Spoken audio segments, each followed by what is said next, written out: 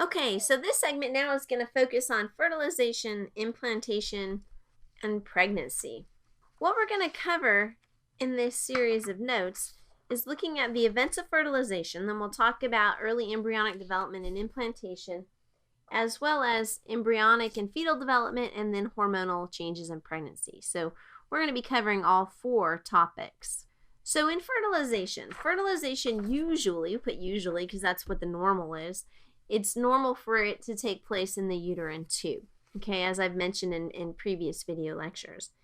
Sperm have to be introduced into the female reproductive tract within 5 days before ovulation. Timing is everything, all right? The sperm are viable for 5 days, and the secondary oocyte is viable for 12 to 24 hours. So the sperm actually, they're initially incapable of fertilization, and they become capable of fertilization through a process called capacitation. So what capacitation is, it's where actually the tail or the flagellum of the sperm moves faster, so that actually increases motility, and the plasma membrane of the sperm is altered, and it's altered in such a manner that it can fuse with the secondary oocyte. Let's just look at sort of a pictorial view of what we were just talking about. So we've already talked about how the secondary oocyte gets produced in the ovary. And we've mentioned that it takes it 4 days to get to the uterus. So while it's traveling through that uterine tube, it may encounter sperm.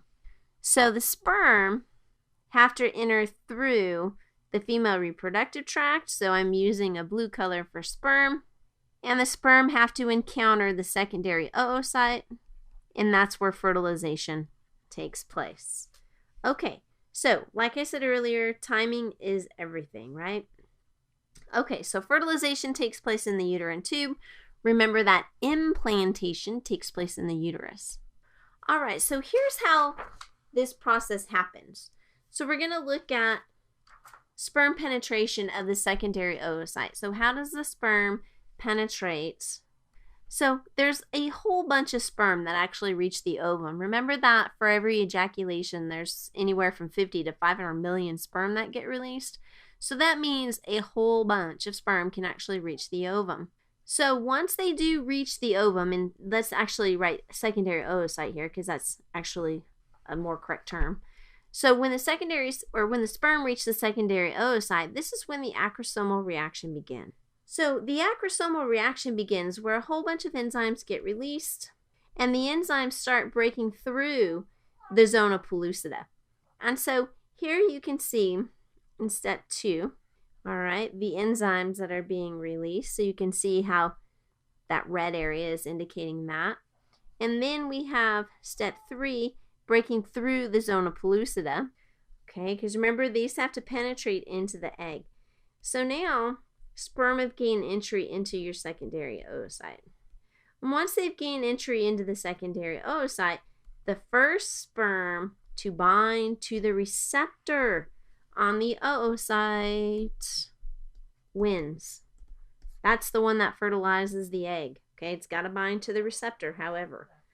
Once that happens, the sperm can get transported to the cytoplasm of the oocyte, and then the zona pellucida will harden, and that prevents what's called polyspermy. So you don't want multiple sperm fertilizing eggs. This picture will look familiar to you once again. So now where we are in this diagram, remember this was the diagram of oogenesis, we are at this level here, after fertilization now. So that is stimulated meiosis 2. Fertilization stimulates meiosis 2. That's where then we go from a secondary oocyte to an ovum.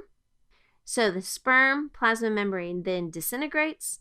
The chromosomes from the sperm and from the ovum migrate to the center, and now we have a zygote.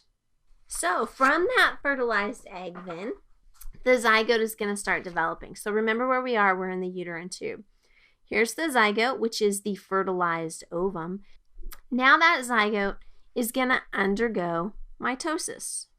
And when it undergoes mitosis, the result is a 4-cell stage.